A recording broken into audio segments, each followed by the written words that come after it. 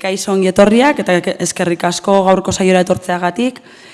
Gaurko hitzaldiaren testu inguruarekin hasiko gara. 1983an Nazio Batuen Asanblada Orokorrak urriak 17 pobrezia ezabatzeko nazioarteko eguna izendatu zuen. Egun honen helburua pobrezia desagerrarazteko beharraren inguruan kontzientzia hartzea da. Horrez gain, milurteko gailurrean estatuko eta gobernuko buruek 2015 baino lehen txirotasunean bizi direnen portzentaia erdira murriztera konprometutu ziren. 2005ko urriaren 17an, pobreziaren aurkako nazioarteko eguna lehen aldiz horitu egin zen Euskadin. Helburua munduko, Europako eta Euskadiko pobrezia eta ezberdintasunen inguruan informatzea eta sentsibilizatzea da. Horretarako zenbait kolektibo eta erakundeok ahotsa goratzen dugu hurrengo mezu hau zabaltzeko. Pobreziaren eta bazterketaren aurka egiteko ez dago hitzakirik. Handik aurrera urtero borrokatzen jarraitzen dugu. Naiz eta gaur eguneko krisialdi globalak eta borondate politikoaren faltak pobrezia ezabatzeko helburu hori lortzea gero eta zailagoa izaten ari den. Aurten, pobreziaren aurkako astearen aldarrikapenen ardatz nagusia pobrezia energetikoa da. Etxeek oinarrizko premietarako gutxieneko energia zerbitzuak eskuratzeko duten ezintasuna bezala ulertuz. Euskal Autonomia Erkidegoan arazo hau biztanleen 4% pairatzen du. Ia 80.000 lagunek alegia, eta estatuan berriz 10%. Zifra hori handitu eginda azken hilabeteotan. Fakturak igo direlako eta krisi ekonomikoak bere horretan dirauelako. Necesitamos un cambio de modelo social, económico y político, ya que en la sociedad vasca hay personas que viven bajo el umbral de la pobreza, que no pueden acceder a una vivienda, que no puede participar de la sociedad como las demás personas, a la que niegan los derechos a la protección social básica. En definitiva, se está dando un recorte del estado de bienestar que no nos podemos permitir. Bajo el lema "que no te robe la energía", el eje de nuestra semana es la pobreza energética. Entendida esta como la incapacidad de los hogares de satisfacer una cantidad mínima de servicios de energía para sus necesidades básicas. Este problema afecta al 4% de la población vasca, casi 90.000 personas, y asciende al 10% en el caso del Estado. A nivel mundial hablamos de 3.000 millones de personas que viven en situación de pobreza energética, y parece que la cifra va en aumento. En este contexto, desde la Coordinadora de ONGs de Desarrollo de Euskadi, formada por 86 organizaciones que trabajan en el ámbito de la cooperación internacional, este año hemos organizado esta charla de hoy titulada Pobreza energética. ¿Quién paga nuestra factura? Contamos con Vicent Navarro, quien iba a estar hoy aquí presente, pero le ha surgido un contratiempo y hemos contactado con él por videoconferencia. Lo hemos logrado, ahora a ver si se escucha bien, ¿vale? Vicent Navarro es catedrático de Ciencias Políticas y Sociales y director del Observatorio Social de España. Es también profesor de Políticas Públicas en The Johns Hopkins University en Estados Unidos y dirige el programa en Políticas Públicas y Sociales, patrocinado por la Universidad Pompeu Fabra y esta universidad estadounidense. Ha publicado diferentes libros, entre los que destacan Subdesarrollo Social de España, Causas y Consecuencias. Hay alternativas, propuestas para crear empleo y bienestar social en España y Los amos del mundo.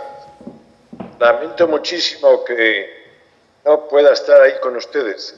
Tengo gran estima al País Vasco y siempre es un placer estar con ustedes. Pero ayer por la mañana el presidente Mas dio una noticia que tuvo un impacto muy fuerte, no solo en Cataluña, sino también en España, y se me convocó a una reunión esta tarde que me forzó a tener que abandonar la idea de pasar unas horas con ustedes. En momentos de la vida hay que poner los objetivos colectivos a los personajes. Entonces, pido disculpas, pero intentaremos a través de la tecnología existente poder rellenar ese vacío. En realidad, hoy nos encontramos en una situación única, en la que el mismo Estado español que niega la plurinacionalidad del Estado español es el causante de una enorme pobreza que incluye una pobreza energética. Entonces, lo que yo voy a mostrar haberlo hecho a base de diapositivas que he enviado, pero me han dicho que no funciona. Entonces voy a tener que explicarles los datos. Yo soy una persona muy empírica, muy poco retórica, y la mayoría de mis datos son empíricos. Pero, en fin, voy a intentarlo. Entonces, lo que voy a hacer en este 20 minutos, media hora, es intentar mostrar las causas de la enorme pobreza en la que estamos hoy enfrentando la crisis a nivel del Estado español. No hay plena conciencia de que la crisis ha sido causada por un enorme crecimiento de las desigualdades y que esa misma crisis está creando un problema gravísimo a nivel económico, a nivel financiero, a nivel energético. Entonces, permítanme ya rápidamente indicar qué es lo que caracteriza el tiempo que vivimos. No hay mucho desacuerdo en lo que les voy a decir en cuanto a qué es lo que caracteriza los momentos actuales. El desacuerdo está en las causas de esa situación. Entonces, ¿qué es lo que está ocurriendo hoy en el País Vasco, en Cataluña, en el resto de España?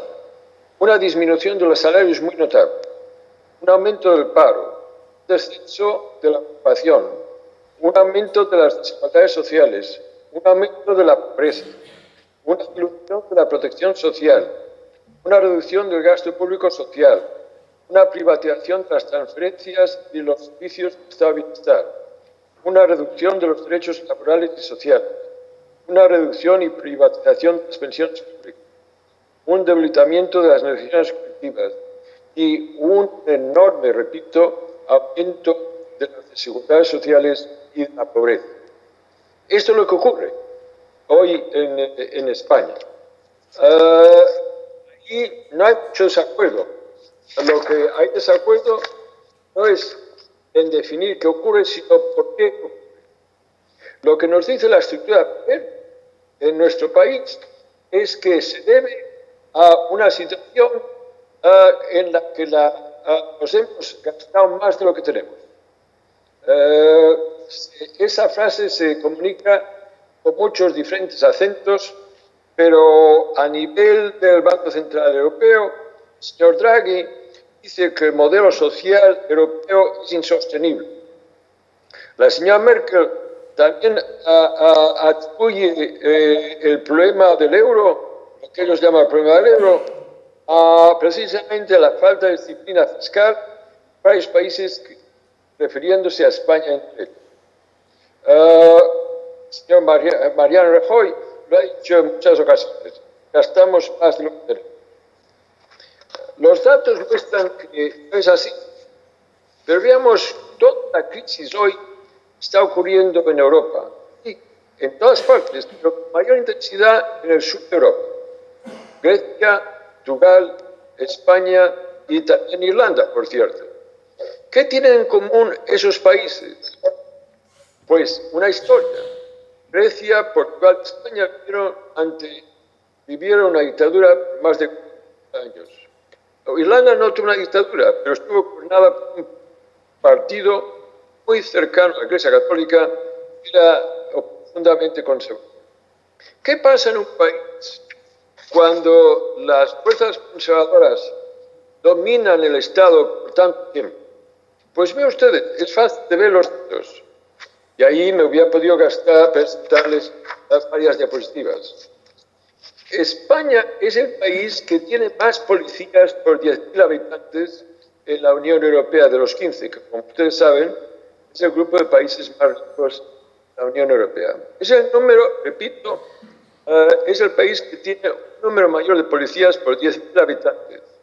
Y a la vez es el país que tiene un porcentaje menor de población adulta que trabaja en los servicios públicos del Estado de Bienestar, como educación, sanidad, servicios sociales, etcétera, etcétera. Esto ya les da una idea de un Estado muy represivo y con muy escasas conciencias sociales. Miren ustedes, analicemos el porcentaje de la población adulta que trabaja en los servicios públicos del Estado de Bienestar, como sanidad, educación, servicios sociales, escuelas de infancia, servicios domiciliarios, esos servicios que siempre son muy populares porque sirven a la mayoría de la población que pertenece a las clases populares. ¿Cuál es el porcentaje de la población en España, de la población adulta que trabaja en todos estos servicios? Miren ustedes, 10%, uno de cada 10 españoles trabaja en esos servicios. El promedio de la Unión Europea, los 15, es un 15%. Y en Suecia, el otro polo en cuanto al estado de bienestar, en Suecia uno de cada cuatro adultos trabaja en el estado de bienestar. En España, 1 de cada 10. Y en Cataluña no llegamos ni a eso. Ven ustedes que el estado de bienestar está muy desarrollado. Es un dato de una importancia. Y en contra de lo que dice el pensamiento neoliberal, el Estado es un Estado poco desarrollado, es pobre. Estos datos hablan por sí mismos. Si usted analiza el gasto público por habitante en España, público social que incluye pensiones, servicios sociales, servicios de estado de bienestar, estamos a la cola de la Europa social. Por cierto, también el País Vasco y Cataluña. O sea, en este aspecto tenemos un retraso notable. España está a la cola de la Europa social. Y indicador tras indicador muestra ese enorme retraso. Fíjense ustedes, si uno de cada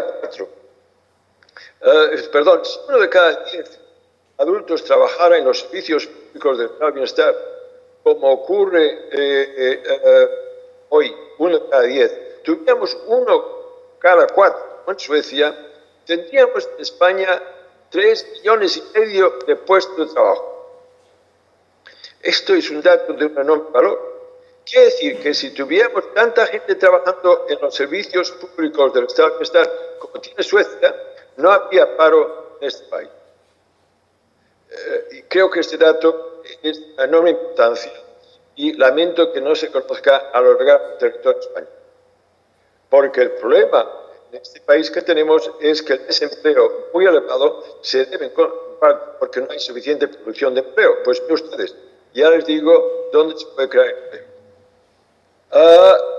Pero ahí está la pregunta que harán y cómo se paga. Se lo digo en un momento.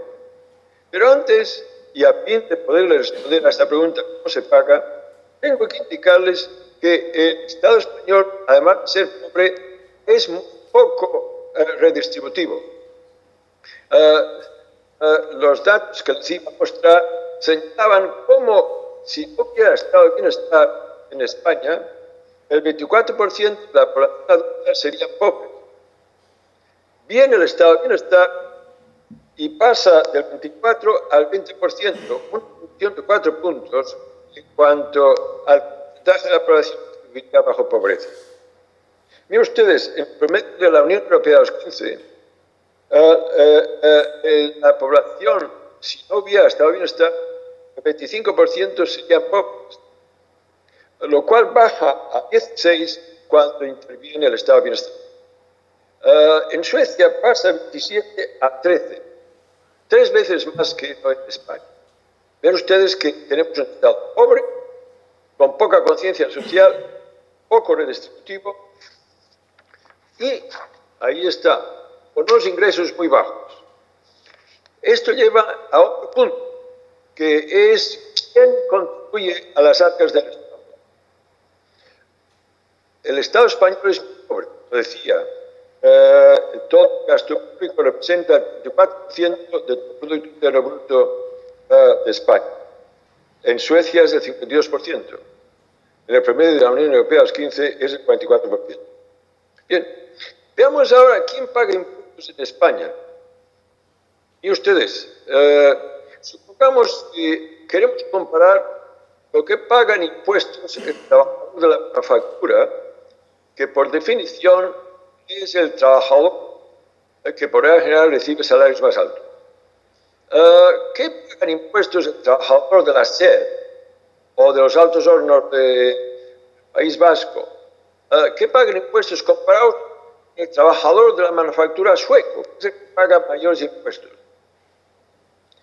Pues mire usted, el trabajador de la manufactura de SEAT paga aproximadamente el 74% de lo que paga el trabajador de la manufactura de Suecia en impuestos. 74%. Bien, menos, pero claro, es que el nivel de riqueza de España es menor. Pero no mucho menor. O sea, el porcentaje 74 implica que estamos por debajo de lo que pagan impuestos el trabajador de la manufactura en Suecia. Pero no mucho menos. ¿Qué quiere decir esto? Que los que estamos en este país pagamos impuestos semejantes a los que paga el homólogo en Europa, que es a su vez algo menor de lo que paga el trabajador o la persona que está en Suecia. No sé si me he explicado bien. Este dato es de una enorme importancia. En cambio, veamos qué pagan impuestos aquellos que derivan sus ingresos de las rentas del capital. Punto clave. Es, digamos, el súper rico que deriva sus rentas de la propiedad. Pues miren ustedes, ¿qué paga un súper rico en España comparado con lo que paga un súper rico en Suecia? Nominalmente el 20%, en realidad menos de un 10%. Ven ustedes entonces que la pobreza en España se basa en una pobreza del Estado muy poco redistributivo, en el que las rentas superiores están eludiendo la contribución a las arcas del Estado. Y es ahí una de las mayores causas de las desigualdades en nuestro país y del crecimiento de la pobreza. Fíjense que por una parte no estamos haciendo empleo cuando sabemos de dónde se necesita crear empleo. Y por otra parte tenemos una pobreza del Estado que implica una pobreza de las transferencias o pensiones o de los servicios públicos del Estado de Bienestar, consecuencia de que los ingresos al Estado son pobres porque la gente con mayor renta no contribuye como contribuimos la mayoría de personas que llevamos nuestros ingresos del trabajo. Esto es un punto clave que se entiende. Es fundamental que se entienda el origen de las desigualdades y el origen de la pobreza. De nuevo, ¿por qué esto ocurre en Portugal, Grecia y España? Porque heredamos una dictadura fascista de 40 años que significó el dominio de unos grupos dominantes sobre la mayoría de la ciudadanía. Cuando ustedes van a un país y ven que la ultraderecha es muy poderosa, ya pueden prevenir que se encontrarán con una situación muy semejante a la que estamos ahora en España. Naturalmente que la democracia permitió una corrección en parte de esa pobreza, pero solo en parte, porque la transición de una dictadura a democracia tomó lugar en términos muy favorables a las fuerzas conservadoras que continuaban controlando el Estado. Aprovecho para decir que la transición en España no tuvo nada de modélica, y no podía ser modélica, porque las dos partes, tanto las fuerzas conservadoras como las fuerzas democráticas, tenían un gran desequilibrio de fuerzas. Las fuerzas conservadoras controlaban el Estado, mientras que las fuerzas democráticas acababan de salir de la cárcel, estábamos en el exilio y salíamos de la clandestinidad. En ese desequilibrio no podía producirse un Estado modélico. La democracia española es de muy baja calidad. Hoy estamos viendo que incluso el derecho a decidir no se permite. Es un Estado que no reconoce la nacionalidad. Es un Estado pobre, poco redistributivo, muy corrupto y que está careciendo de legitimidad. La mayoría de la ciudadanía no se encuentra que esas fuerzas le representen. Esa es la situación. La pobreza tiene unas causas políticas y de ahí que España sea uno de los países más pobres. Lo mismo ocurre en Grecia y en Portugal, en que hay una historia común. Dentro de esta situación, Es importante entonces darse cuenta que esos problemas tienen soluciones. No es cierto esa vía de que no hay alternativas. Miren ustedes, les voy a mostrar algunos ejemplos que saco del libro nuestro de Alternativas, escrito con Juan Torres y Alberto Cartón. Vamos a ver. Aquí se nos ha dicho que hay que reducir el déficit público a fin de resolver el problema de la deuda, y con ello se asume que vamos a generar una riqueza y a salir de la gran necesidad. He escrito intensamente de la falsedad de esa explicación. En realidad, lo que está ocurriendo en España es que ha habido un descenso de los salarios que ha creado un enorme problema de demanda que está detrás de la crisis que hoy estamos viendo. Descenso salarial que también ha determinado un enorme endeudamiento de la ciudadanía y de las pequeñas y medianas empresas que son las que crean mayor empleo.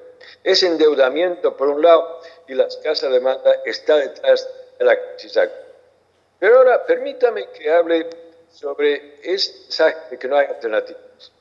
Se nos dijo por parte del presidente Zapatero que no habían otras alternativas que reducir las pensiones. Recordarán ustedes que se congelaron las pensiones. Y con ello se intentaba conseguir 1.500 millones de euros.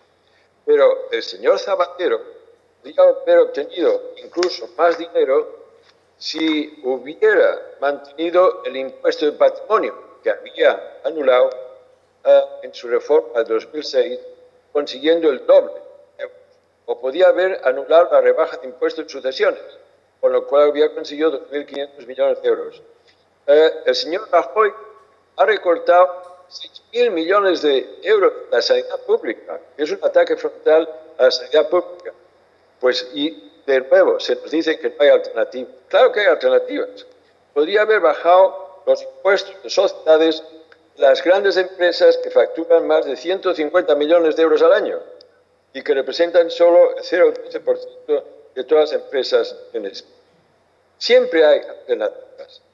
Lo que pasa es que aquellos que quedan afectados con los recortes tienen menos poder que no aquellos que se respetan los ingresos que contribuyen a establecer el déficit. Esa es la situación. Miren ustedes, España no es un país pobre.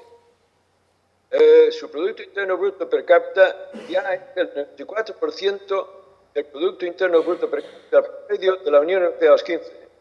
En cambio, el gasto público social es solo el 74% del gasto público social de la Unión Europea a los 15. ¿Y por qué no es 94%? Si fuera 94%, España se gastaría 66.000 millones más de euros en los servicios del Estado de Bienestar. Ven, pues, que no es que España sea pobre. Las relaciones de poder entre ellos de clase social en este país es lo que nos ha llevado a una situación en que el dominio de tal clase, hegemonizado por intereses de los cuales la banca financiera juega un papel fundamental, nos han llevado a un Estado que es insensible a las necesidades de la población general, está recortando los servicios públicos que están afectando negativamente la calidad de vida de las clases populares y que continuará que los elementos de presión sobre el Estado están ahí y no van a parar. Esto es fundamental que se entienda. Bien, dentro de esta situación me dirán, ¿y cómo y qué tiene que ver eso con la pobreza energética? Pues fundamental. No puede entender el bosque sin entender el árbol. El árbol es lo que les he hablado. Tenemos un Estado muy dominado por unas fuerzas financieras y económicas, representando unos intereses de clase, que son responsables de esa pobreza, incluyendo la pobreza energética. Y sé que cuando hablo de estas maneras, algunos me llamarán anticuado. Me lo dicen con cierta frecuencia, sin darse cuenta que en las ciencias sociales una observación puede ser muy antigua, pero no la convierte en anticuada. La ley de gravedad es muy antigua, pero no es anticuada. Si dudan, que salten en cuarto piso y lo verán. La ciencia es una ciencia. Las clases sociales existen en España. Y las clases dominantes que siempre dominaron ese Estado continúa siendo dominante. Y esa dominancia lleva a una situación en la que se está creando un problema de desigualdades enormes, nunca vistas antes en la época democrática, y un Estado que está muy pobre. Frente a esta situación, la situación no es el asistencialismo, no es crear la beneficencia, que se presente con la terminología que se desee. No es, repito, la actitud asistencial la que se requiere. Se requiere la universalidad de derechos. O sea que en ese aspecto hay que subrayar el derecho laboral, el derecho social, el derecho civil. Es fundamental ligado al derecho político. No es por casualidad que ese Estado, que es pobre, poco redistributivo, con escasa conciencia social y es corrupto, es también un Estado muy poco democrático. Todas estas características están ligadas. Es el poder de clase. Es fundamental que ellos se entiendan. Porque el problema de la pobreza energética no es solo de la pobreza energética. Es el problema de las desigualdades, de la creación de la pobreza, de la naturaleza del Estado. De ahí el enorme reto que tienen las fuerzas progresivas de no verlo solo desde su propia dimensión, porque el adversario constantemente divide a las fuerzas progresivas y lo que se necesita es una especie de arcoíris uniendo a todas las fuerzas. Entonces, la madurez política se define por la capacidad de relacionar hechos que aparentan ser diversos. No son diversos. Entonces, en la situación energética, nos encontramos con una situación muy semejante a lo que ocurre en el sector financiero. Permítame que hable por un momento del sector financiero en España. Hoy nos encontramos un sector financiero totalmente desproporcionado. ¿Por qué se debe que la banca haya crecido de una manera tan exponencial? Ha habido un intento exitoso de destrucción de la banca pública, iniciada por el presidente Zapatero y seguida con gran contundencia por el presidente Rajoy. Hoy, España es uno de los países que tiene una banca pública menor. Es interesante. En ese aspecto, la banca pública ha prácticamente desaparecido. Unas pocas que existen es la Bankia, que ahora van a privatizarlo para beneficio privado. Desde ese punto de vista, las cajas han sido desmanteladas en su mayoría y no hay banca pública en realidad. Y en cambio, fíjense ustedes, el Estado ha subvencionado la banca privada. Más del 12% del Producto Interno Bruto ha sido pago público a la banca privada. Pero a la vez esa banca privada no está ejerciendo su función social, no ofrece crédito. El crédito no está ni se le espera. Y las familias y las pequeñas y medianas empresas están que no tienen crédito. Oiga, ¿y por qué se está dando tanto dinero público a la banca si no están haciendo su función social? Debido a la enorme complicidad, maridaje entre poder económico y financiero y poder político, y diría yo poder mediático. Es ese poder, lo que ahora se llama casta, que es responsable de esa situación. Lo mismo, idéntico, está ocurriendo en el terreno energético.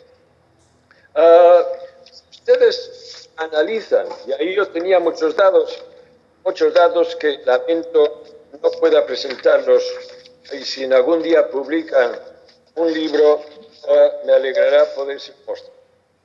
Aquí, si ustedes analizan, ven que las características del comportamiento del sistema energético son, en primer lugar, su privatización. España es uno de los países con el menor sector público en su sector energético. ha recibido una ayuda enorme por parte del Estado. El 8% del PIB se ha gastado apoyando ese sector. Tiene una escasísima sensibilidad social. Es un precio de la energía artificialmente alto, con uno de los costes, con uno de los precios más elevados de Europa. El precio por kilovatio es de los más altos en Europa. La interacción entre el sector energético y el poder político está clarísima. Gran parte del aparato energético se nutre con cargos expolíticos y viceversa. Gran parte de los cargos públicos asignados a regular y decidir sobre el sector energético son personal procedente del sector energético privado. El mercado no funciona en el sector energético. El Estado admite unos precios mucho más elevados que los derivados de los costes de la producción. Y lamento que las energías renovables, que debían ser promovidas, están siguiendo la misma lógica que las no renovables. Esto se debe a esa captura del Estado por esos intereses energéticos. Lo que pasa en Endesa es una situación escandalosa. Y ustedes, yo vivo en dos continentes, en Estados Unidos y en España. Francamente, encuentro que es escandaloso lo que se está tolerando a Endesa, que por otra parte está ahí llena de personajes políticos que están ahí precisamente para proteger, pero ofrece unos servicios al ciudadano muy pobres, poco comparables a lo que aparece en otros países, mientras el precio de la electricidad es escandaloso. Y ustedes, yo vivo parte del año en Estados Unidos, en Johns Hopkins, Baltimore, y parte del año en Barcelona, y es escandaloso que tenga que pagar 3 veces más en electricidad en mi casa en Baltimore, perdón, 3 veces más en Barcelona que no en... Bien, la solución no es de nuevo intentar ayudar a los pobres. Esta no es la solución. La solución es la universalización del derecho de acceso a la energía. Se tiene que establecer este como un derecho.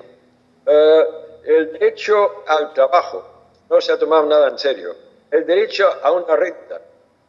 Y aquí quisiera acentuar, en contra de lo que a veces se me ha acusado, yo no estoy en contra de la renta básica, antes al contrario. Y aplaudo lo que ustedes tienen en el País Vasco como un punto de referencia muy valioso. Pero, por favor, no se malinterprete. Aquí la persona que no puede tiene un derecho. No quiere decir que se reparta el dinero a toda ciudadanía, sino que a todo ciudadano por debajo de cierto nivel de renta tiene que ser apoyado por el Estado, sea este autonómico o local. Es fundamental entonces que se recupere el concepto de universalización y desde ese punto de vista se tiene que establecer el derecho de acceso a las fuentes de energía como la electricidad por parte de la ciudadanía. Y ese derecho se puede financiar. Repito lo que decía muy al principio. No acepten nunca de que España no tiene dinero para pagarlo. Les he mostrado que tiene más que dinero suficiente. Lo que ocurre es que el Estado no lo recoge. Y mientras que la mayoría de ciudadanos ya en nómina pagamos más o menos lo que paga el promedio de la Unión Europea, los 15, las rentas superiores y las rentas que deriven sus ingresos del capital no pagan lo que debían pagar. Eso es lo que tiene que centrarse. Nunca se acepte que somos pobres. No somos pobres. El problema es la redistribución. El problema es la corrección de esas enormes desigualdades. Y es ahí que, desde ese punto de vista, yo creo que la pobreza energética es parte de la pobreza en general. Y que es ahí que no puede aceptarse una visión asistencialista, sino que se tiene que recuperar la visión universalista, que por ser un ciudadano residente se tiene un derecho a los accesos de aquella energía que le permita vivir a un nivel que sea un nivel de decencia y de satisfacción. Y con eso termino. Muchas gracias.